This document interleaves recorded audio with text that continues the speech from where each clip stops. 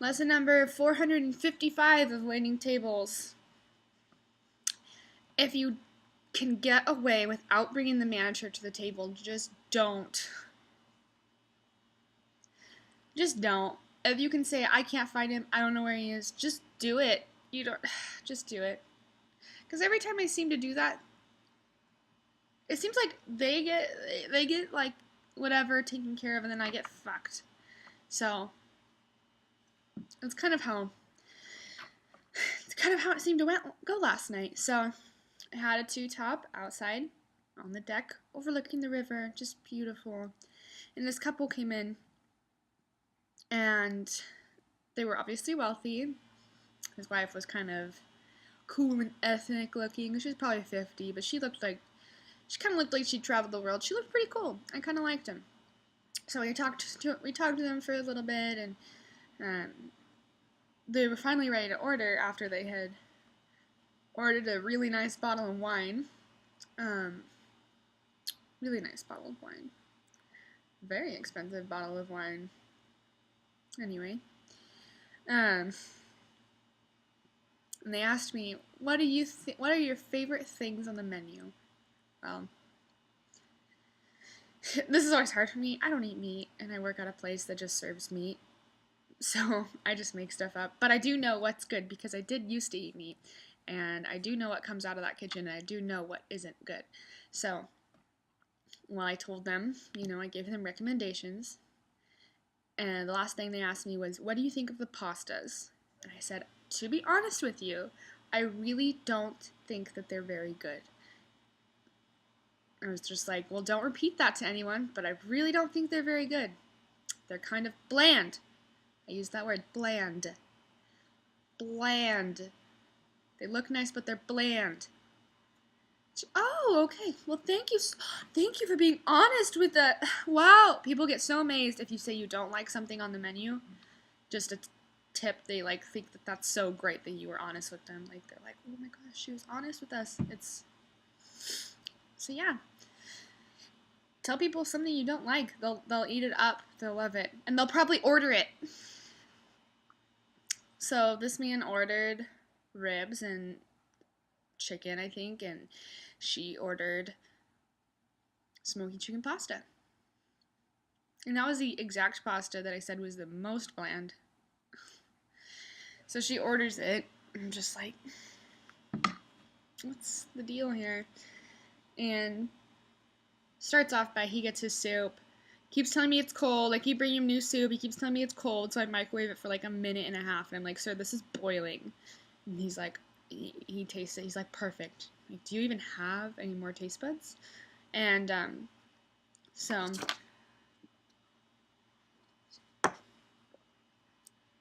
she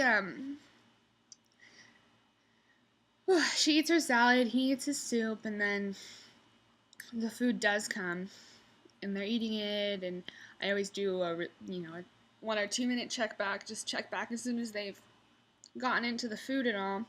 Not to mention I have a whole patio section, and my work decided to totally screw me and sit me a whole giant table on the lower patio by myself. It ended up being a $400 table, so to say the least, I'm swamped.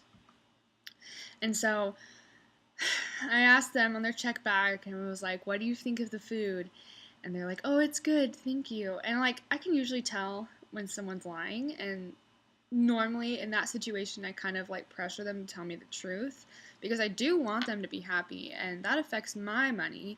So if I can, regardless of how busy I am, get them to tell me they don't like it, usually I can get them something else, and it'll be okay for everyone. And they actually liked that I cared a little bit. So but in this situation I was ripping my hair out, literally. I was like, I can't, I don't have time to do any of that. So I was like, okay. And walked away and, did other stuff. Came back 5 minutes later, and she hadn't eaten any of her pasta. And so I was like, what didn't you like about the pasta? And she said, well, it's so bland. And I was like, no shit. was like, that's amazing. How did you, wow, it is bland. Wow, that's so funny because I told you that. I didn't say that, obviously, but I act out a lot of things that I don't say. But I'll always say when I do say them, or don't. But a lot of times I didn't say that, I just think it. I wish I said that. But yes, it's so bland, it's ridiculous. And I thought that would be the end of it, but it wasn't. She's like, I have been to Spain, I've been to Germany, I've been to Brazil, I've been to Mexico, I've lived in Italy, I've lived in India, I've traveled through Greenland and New Zealand and Australia, and oh my goodness, to think, I am an amazing cook, I'm amazing. And this food just has no spice, it has no flavor. And I'm like, bitch, you're not in New Zealand. You're essentially eating at an Elmer's that's dressed up to look like a dinner restaurant. And it's obvious. I'm like, you're not in New Zealand. You're not in Spain. You're in the United States. And the food here, oftentimes, in areas like this, isn't really that good. And you got fish, and we're an hour and a half from the ocean, so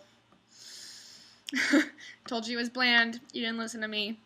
And it's just like, I can cook so well, and to think you could let me go back there and I'll recook my pasta. And I'm like, really? Would you really want to do that? Do you really want to go back there and recook your pasta? Do you? Because I'll take you back there. Do you really want to go back there? It's about 120 degrees in there. Do you really want to go back in there and recook your pasta? Like, do you? Is that really what you want? That's just what I wanted to say. Is that really what you want? Because although that's completely against the law, I will happily take you back there and watch you cook your pasta. God. And I could throw in, where's the garlic, and where's the turmeric, and where's the ginger, and where's the chilies, and I was just like, I don't know where they are. And she's like, but don't you understand? He's like, yes, and the broccoli, what's your, Alex, the broccoli was, it was just like broccoli, it was just like steamed, just like broccoli, and I'm like, oh, I'm sorry. Broccoli tastes like broccoli to me too. Doesn't it suck? It's gross. It's like, and the broccoli and the carrots and the mashed potatoes were, they were alright, but I was just kind of like, where's that extra, just like, what? Where's that, and they're just like going on, and I'm just like, yeah. I have a whole table downstairs without any drinks or water, and they just got their food, and it's all probably totally messed up, and I'm probably gonna have to go fix that, but I'll totally stay and listen to you talk about this while the rest of my night gets fucked, okay? Sweet. I would love to do this, because this is totally my job. Just listening, and I'm like, oh, you know what? A light bulb goes off in my head. I could go get the manager. Just don't do that. Just don't. Like, unless the table wants to tell a manager how amazing you are, like, just don't, because oftentimes all they want is something for free so that they can get their bill down to almost nothing and then tip you off of that price so they don't have to tip you anything. That's what they're trying to do. And so when you get the manager, most of the time managers act really tough, but they're kind of pussies. And when a customer's upset like that, they'll just, like, do anything to make it stop. To keep them, or not get a bad Yelp review, whatever. They'll do it, because they don't want to talk to them, and they don't know what else to do, and, and that's exactly what I did. I didn't know what else to do, so I called them. They're not going to know what else to do, so they'll give them free shit. So, but don't do it, because I could have gotten away with saying, oh, I'm so sorry, giving them their bill. They said I did an amazing job on service. They probably wouldn't have tipped me that well, but it would have played out a lot better than what I'm about to tell you. So my manager walks over there. Well, first of all, it took me like 15 minutes to find it because we're in a huge restaurant, and it took forever. I didn't know where he was. He was actually helping me out at another table, which was awesome. So that's where he was. So he goes over there,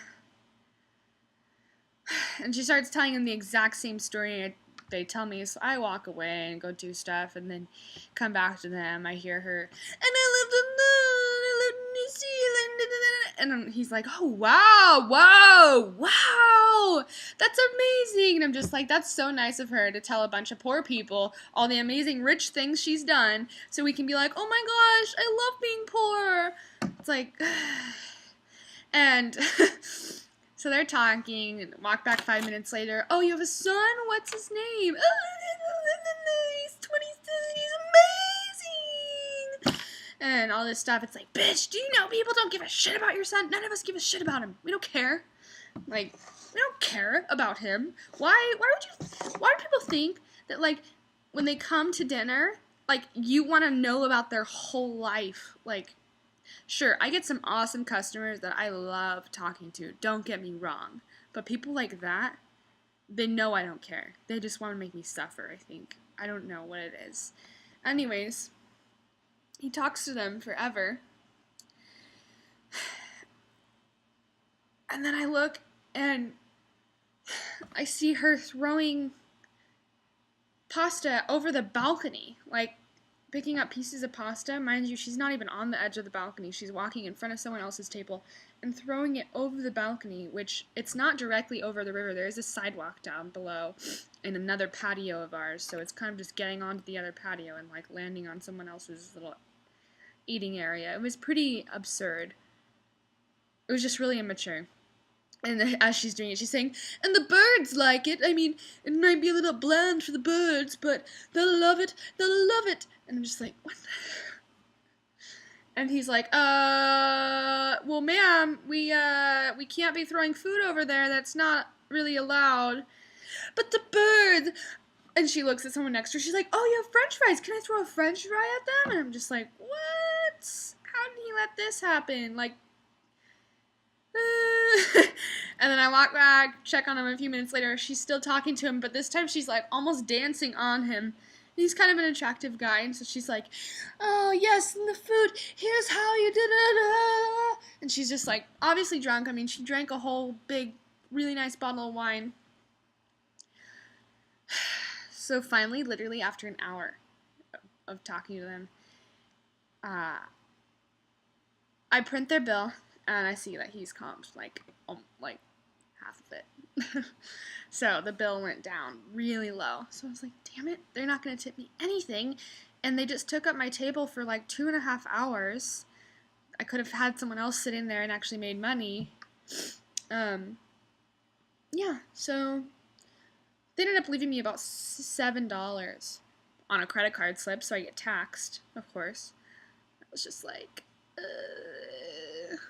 had I not done that, hey, they probably still would have left me a crappy tip, but it would have been 14 instead of 7 if it wasn't cut in half. So that's your lesson.